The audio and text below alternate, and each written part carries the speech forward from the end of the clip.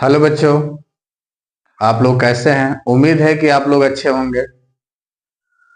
आप लोग को मैं पिछले वीडियो में नंबर के बारे में बता चुका था। आप लोग का अगला नेक्स्ट था रेशनल नंबर, परिमेय संख्या। परिमेय संख्या क्या होता है? परिमेय संख्या के बारे में हम लोग चर्चा करेंगे। परिमेय संख्या वह संख्या जो p बाई क्यू के रूप में होती है तथा q नॉट इक्वल जीरो, यानी q बराबर जीरो नहीं होना चाहिए और p और q दोनों क्या होने चाहिए? पूर्णांक होने चाहिए, इंटीजर होने चाहिए।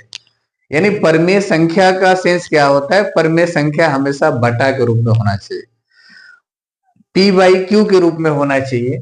ठीक है, जहां पे q बराबर जीरो यानी उसका जो हर है वो q बराबर जीरो नहीं होना चाहिए और p और q दोनों क्या होने चाहिए? पूर्णांक इंटीजर होने चाहिए। एग्जाम्पल में यहाँ पे देखो, आप लोग देखा 4/7 हो गया, तो 4 यहाँ पे क्या हो गया? p हो गया, 7 क्या है? यहाँ पर q है। यानी परिमेय संख्या क्या होता है? जो बटा के रूप में हो, जो अपान के रूप में, जो p बाई क्यू के रूप में हो, जहां पे q बराबर यानी उसका हर क्या हो? जीरो नहीं होना चाहिए। और p और q ये दोनों क्या होना चाहिए? इंटीजर्स नंबर होना चाहिए, पूर्णांक संख्या होना चाहिए। क्योंकि मैंने बता दिया था आप लोग को कि पूर्णांक संख्या क्या होता है। पूर्णांक संख्या में सभी all positive number, all negative number, और उसमें क्या होता है? जीरो भी होता है। सभी नंबरों को इंटीजर नंबर यानी पूर्णांक संख्या कहते हैं। यहाँ पे देखिए आप लोग, मैंने बताया आप लोग को कि जीरो बटा, जैसे आप लिखा मैं 3/0, यानी हर कभी भी जीरो नहीं होना चाहिए। अगर हर कभी जीरो हुआ तो ये क्या होगा? तुम्हारा आपका ए परिमेय संख्या नहीं होगी। ठीक है, मैंने बताया कि p बाई क्यू के रूप में होना चाहिए, जहां पर q बराबर जीरो नहीं होना चाहिए, हर कभी भी जीरो नहीं होना चाहिए। ठीक है, अंश हो सकते हैं। देखो यहाँ पे 0/2 हो गया, ये क्या है? तुम्हारा रेशनल नंबर, परिमेय संख्या है।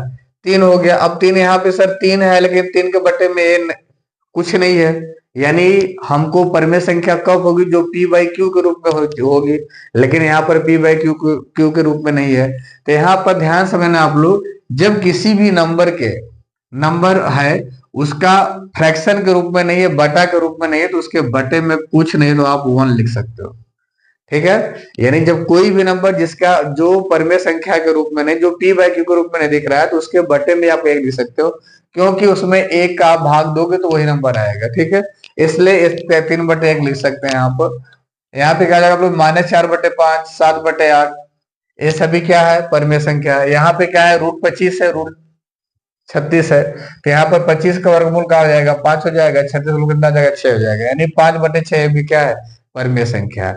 यानी सभी ये सब क्या है? परिमेय संख्या के एग्जाम्पल हुए। परिमेय संख्या क्या होते हैं? परिमेय संख्या p बाई क्यू के रूप में होते हैं, जहां पर q बराबर जीरो नहीं होना चाहिए और p और q दोनों का होना चाहिए? पूर्णांक संख्या होनी चाहिए। अगला है इरेशनल नंबर, अपरिमेय संख्या क्या होती है?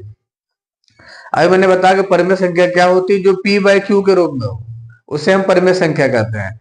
यहाँ पे इरेशनल नंबर क्या होता है? अपरिमेय संख्या क्या होता है? ठीक उसका अपोजिट होता है। तो परिमेय संख्या को p बाई क्यू के रूप में लिखते हैं, लेकिन अपरिमेय संख्या को p बाई क्यू के रूप में नहीं लिख सकते हैं। यानी वह संख्या जो p बाई क्यू के रूप में नहीं होती है, वह अपरिमेय संख्या कहलाती है। एग्जाम्पल मैंने बताया आप लोग को, पाई। पाई क्या है? यहाँ पर अपरिमेय संख्या है। यहाँ पर √2 ये क्या है? अपरिमेय संख्या है। यहाँ पर √3/2 ये क्या है? अपरिमेय संख्या है। ठीक है, ये अपरिमेय संख्या के एग्जाम्पल हो गए। अगला नेक्स्ट है आप लोग का रियल नंबर, वास्तविक संख्या क्या होता है? वास्तविक संख्या होती क्या है? सभी संख्या वास्तविक संख्या होती है, यानी सभी परमेय और अपरमेय, परमेय प्लस अपरमेय, यानी जिसको हम नंबर लाइन पे ड्रा कर सकते हैं, यानी रेखा पर दर्शा सकते हो, सभी नंबर क्या होते हैं?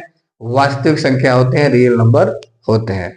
हम लोग ये चैप्टर ही क्लास 10 का स्टार्ट किया था मैंने, रियल नंबर। ठीक है कि बच्चों, देखो आपका रियल नंबर का फर्स्ट टॉपिक है अंक गणित की आधारभूत प्रमेय, अभाज्य गुणनखंड विधि से।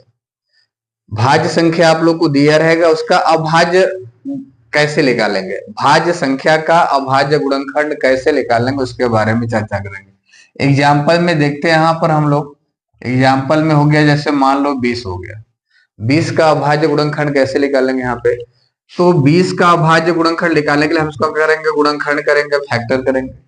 तो यहाँ पे किससे डिवाइड होगा? दो, दो एक का दो, दो पचे 10 और 5 एक का 5।